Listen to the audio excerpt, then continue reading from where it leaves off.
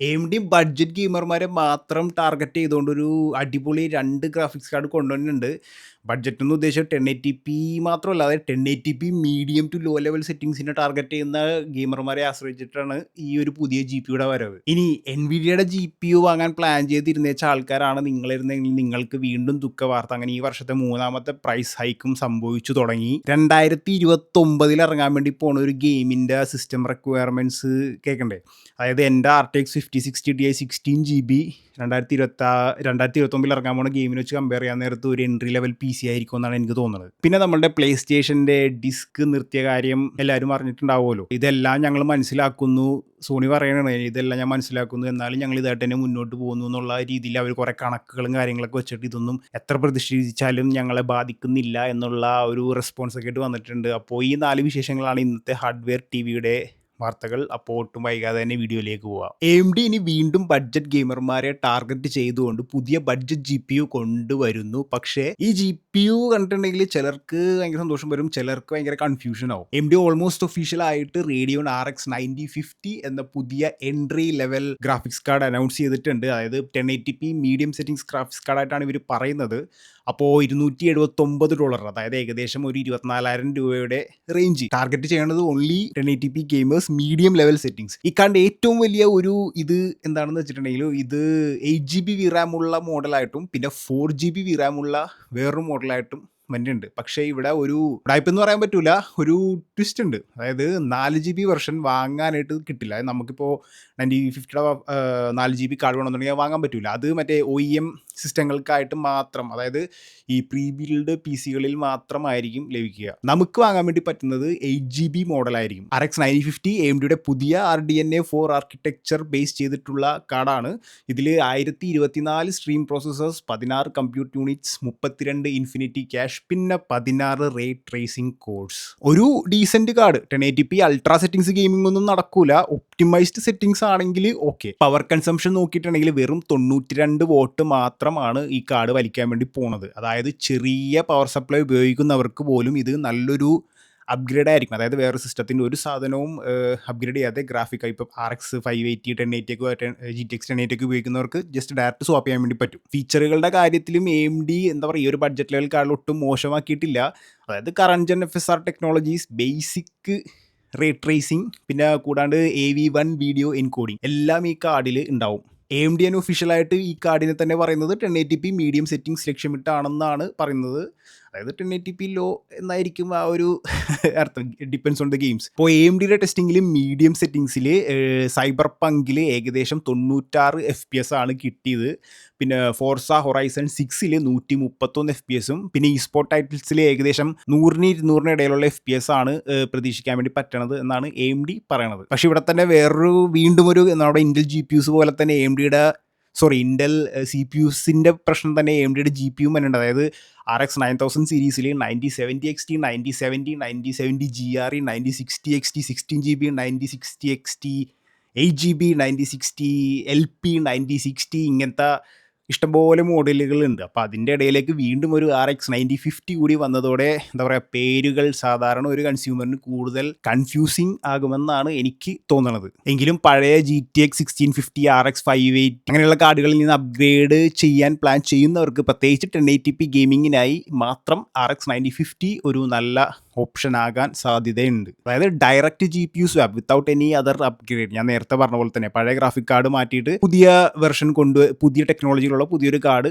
Direct swap ചെയ്യാൻ വേണ്ടി നല്ലൊരു ഓപ്ഷനാണ്. പക്ഷെ എനിക്ക് ഇതിൻ്റെ അകത്ത് വേറൊരു കാര്യം പറയാനായിട്ടുള്ളത്, നമ്മളുടെ 4GB വെർഷനായിട്ടുള്ള ഈ ഒരു കാർഡ്, ഈ AMDയുടെ 9050 4GB കാർഡ്, ഇത് ആരെയാണ് ടാർഗറ്റ് ചെയ്യുന്നതെന്ന് വെച്ചിട്ടുണ്ടെങ്കിൽ ഇതിൻ്റെ അകത്ത് എനിക്കൊരു വിഷമം തോന്നിയൊരു കാര്യം, ഇതൊരു കാരണവശാലും അറിവുള്ളവർക്ക് വേണ്ടിയിട്ടുള്ളൊരു കാർഡല്ല. അത് ഗ്രാഫിക്സ് കാർഡിനെ കുറിച്ചോ VRAMനെ കുറിച്ചിട്ടോ 2024 എന്തോ VRAM ഒരു ഗെയിം യൂസ് ചെയ്യുന്നു അല്ലെങ്കിൽ അങ്ങനെയുള്ള സംഭവത്തെക്കുറിച്ചിട്ടൊക്കെ അറിയാവുന്നവർക്ക് ഒരു കാരണവശാലും ഈ കാർഡ് മേടിക്കില്ല. അപ്പോൾ ഇത് ഇവർ ടാർഗറ്റ് ചെയ്യുന്നത് ഓഫ് കോഴ്സ് ഇതിനെക്കുറിച്ച് യാതൊരുവിധ അറിവില്ലാത്ത ബേസിക് ആയിട്ടുള്ള കൺസ്യൂമേഴ്സ്. അതായത് ജസ്റ്റ് ഓക്കെ RX 9050 RDNA 4 ഏറ്റവും ലേറ്റസ്റ്റ് ആർക്കിടെക്ചർ, അതിൻ്റെ ടെക്നോളജീസ് എല്ലാം കിട്ടുന്ന ഒരു ഗ്രാഫിക് കാർഡാണ് 9050. അത് 4GB വെർഷൻ ഉണ്ടെന്നോ 8GB വെർഷൻ ഉണ്ടെന്നോ ഇതിൻ്റെ രണ്ടിൻ്റെയും ആ ഒരു കാര്യത്തെക്കുറിച്ച് ഒരു അറിവില്ലാത്തവരെ ടാർഗറ്റ് ചെയ്യാനായിട്ടായിരിക്കാം 4GB. അല്ലാതെ ഗെയിമേഴ്സിന് ഇത്രയും വിവരമുള്ള ആൾക്ക്, ഒരു ഗ്രാഫിക് കാർഡ് മേടിച്ച് സാപ്പ് ചെയ്യാനായിട്ട് വിവരമുള്ള ഒരാൾക്ക് ഒരു കാരണവശാലും ഈ 4 GB കാർഡ് എങ്ങനെ സെയിലാക്കുമെന്ന് എനിക്ക് അറിയില്ല. അപ്പോൾ പുതിയ ഇൻഫർമേഷൻ പ്രകാരം എൻവിഡിയയുടെ പുതിയ പ്രൈസ് ഇൻക്രീസ് 20 മുതൽ 30% വരെ എത്തുന്നുണ്ട്. ശ്രദ്ധിക്കേണ്ട കാര്യം ഈ വർഷത്തെ ആദ്യ പ്രൈസ് ഇൻക്രീസ് അല്ല. ജനുവരിയിൽ 10 മുതൽ 15% വരെ വില കൂട്ടിയിട്ടുണ്ട്. പിന്നെ മെയ് മാസത്തിൽ RTX 5090 പോലുള്ള ഹൈ എൻഡ് കാർഡുകൾക്ക് വീണ്ടും വില വർദ്ധിച്ചു.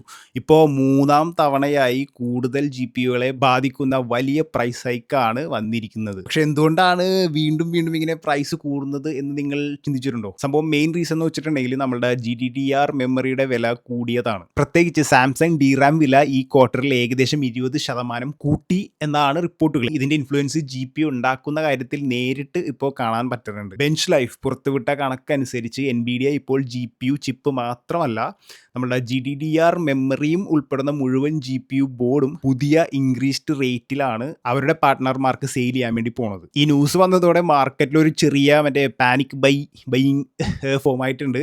അത് പിന്നെയും പ്രൈസ് ഒന്നുകൂടെ കൂട്ടാനായിട്ട് സഹായിക്കും. ചൈനയിലെ ചില വലിയ ഓൺലൈൻ സ്റ്റോറുകൾ കഴിഞ്ഞ ആഴ്ച ഇഷ്ടം പോലെ എൻവിഡിയ ഗ്രാഫിക്സ് കാർഡുകൾ ടെമ്പററി ആയിട്ട് ലിസ്റ്റിൽ നിന്ന് മാറ്റിയിട്ടുണ്ട്. കാരണം പുതിയ വില എന്തായിരിക്കും എന്ന് ഉറപ്പില്ലാത്തത് കൊണ്ടിട്ട് സെല്ലേഴ്സ് ഈ സ്റ്റോക്ക് മനഃപൂർവ്വം പിടിച്ചു വെച്ചേക്കുന്നതാണ്. കാരണം എങ്ങാനും പ്രൈസ് കൂടിയിട്ടുണ്ടെങ്കിൽ ഇപ്പോൾ ഈ സ്റ്റോക്ക് ഇട്ടിട്ടുണ്ടെങ്കിൽ അവർക്ക് നഷ്ടമായി മാറുമല്ലോ. അപ്പോൾ അത് അവിടെയും ആ ഒരു പരിപാടി കാരണം വീണ്ടും പ്രൈസ് കൂടുന്നു. വില എന്തോരം മാറിയിട്ടുണ്ടെന്ന് നോക്കിയിട്ടുണ്ടെങ്കിൽ നമ്മളുടെ RTX 5070 Ti 16GB അവർക്ക് GDDR7 മെമ്മറിയാണ് ഉപയോഗിക്കുന്നത്.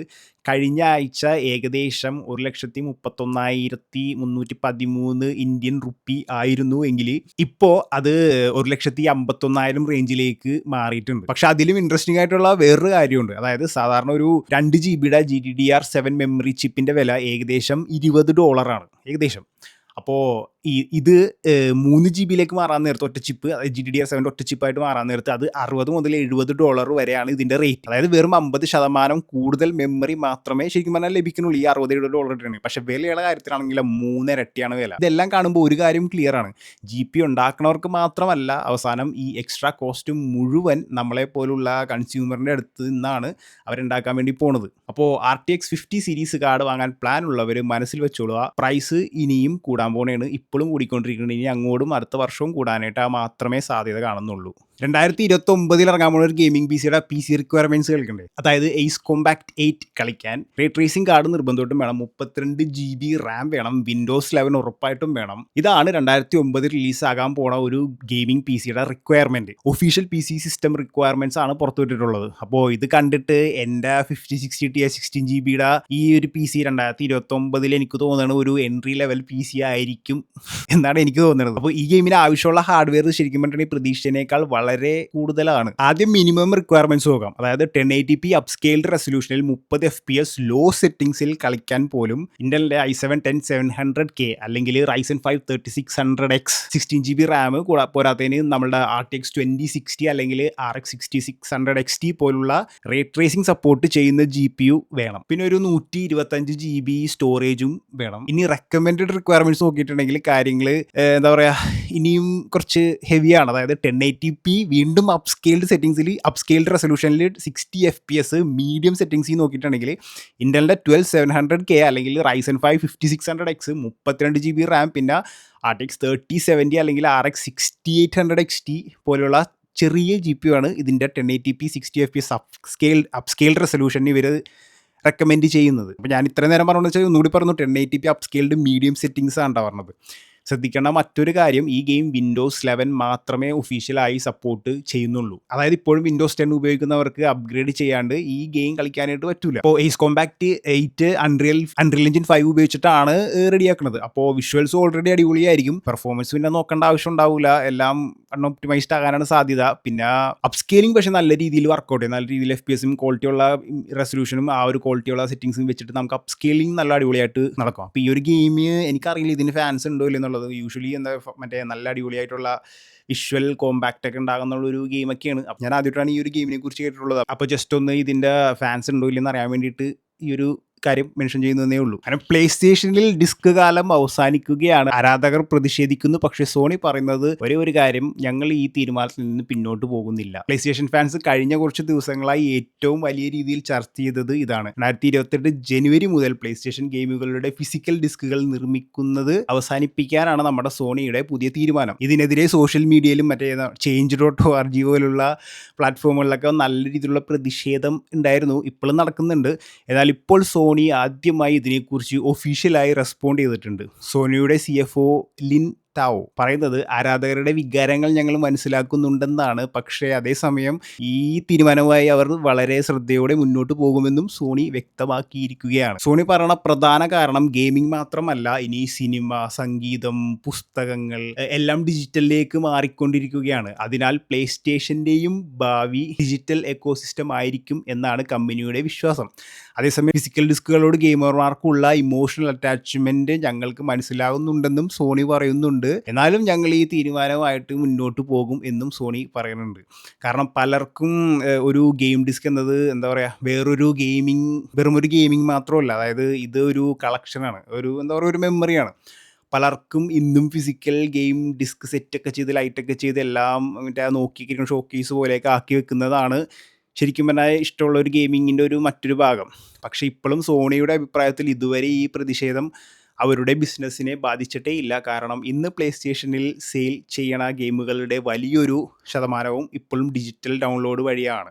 അതുകൊണ്ട് ഡിസ്ക് ഒഴിവാക്കിയാലും ബിസിനസ്സിന് വലിയ തിരിച്ചടി ഉണ്ടാകില്ലെന്നാണ് അവരുടെ കാൽക്കുലേഷൻ. റീറ്റെയിൽ സ്റ്റോഴ്സിൻ്റെ കാര്യം ചോദിച്ചപ്പോൾ സോണി മറ്റൊരു കാര്യം പറഞ്ഞു. അതായത് ഭാവിയിൽ റീറ്റെയിൽ കടകളിൽ ഗെയിം ഡിസ്കിന് പകരം ഡിജിറ്റൽ ഡൗൺലോഡ് കോഡ് ഉള്ള ബോക്സുകൾ വിൽക്കാൻ സാധിക്കും എന്നാണ് അവരുടെ അഭിപ്രായം. പക്ഷേ ഇത് യഥാർത്ഥ ഡിസ്കിന് പകരമാകുമോ എന്നുള്ള ഇപ്പോഴും ആ ഒരു ചോദ്യം കിടക്കുകയാണ്. ഇതിൻ്റെ ഒപ്പം തന്നെ സോണി ചില പുതിയ കണക്കുകളും പുറത്തുവിട്ടിട്ടുണ്ട്. അതായത് PS5 ആകെ വിൽപ്പന, അതായത് മൊത്തം ടോട്ടൽ യൂണിറ്റ് എന്ന് പറയുന്നത് 95.3 മില്യൺ സെയിൽസ് ആണ് നടത്തിയിട്ടുള്ളത്. പക്ഷേ ഹാർഡ്വെയർ സെയിൽസ് കഴിഞ്ഞ വർഷത്തേക്കാളും ഒരിത്തിരി കുറഞ്ഞിട്ടുണ്ട്. അതേസമയം പ്ലേ സ്റ്റേഷൻ നെറ്റ്വർക്കിൻ്റെ മന്ത്ലി ആക്റ്റീവ് യൂസേഴ്സ് ഇപ്പോൾ 125 മില്യൺ ആയി കൂടി. അതായത് ആളുകൾ പ്ലേ സ്റ്റേഷൻ ഉപയോഗിക്കുന്നത് കൂടിയിട്ടുണ്ട്. പക്ഷേ അവർ കൂടുതൽ ഡിജിറ്റൽ ആയാണ് ഗെയിമുകൾ വാങ്ങുകയും കളിക്കുകയും ചെയ്യുന്നത്. അപ്പോൾ ഒരു കാര്യം ക്ലിയർ ആണ്, നമ്മുടെ കൺസോൾ ലോകം പതിയെ ഡിജിറ്റൽ ഉള്ളി ഭാവിയിലേക്ക് നീങ്ങുകയാണ്. പക്ഷേ ഫിസിക്കൽ കളക്ഷൻ ഇഷ്ടപ്പെടുന്ന ഗെയിമർമാർക്ക് ഈ മാറ്റം അത്ര എളുപ്പത്തിൽ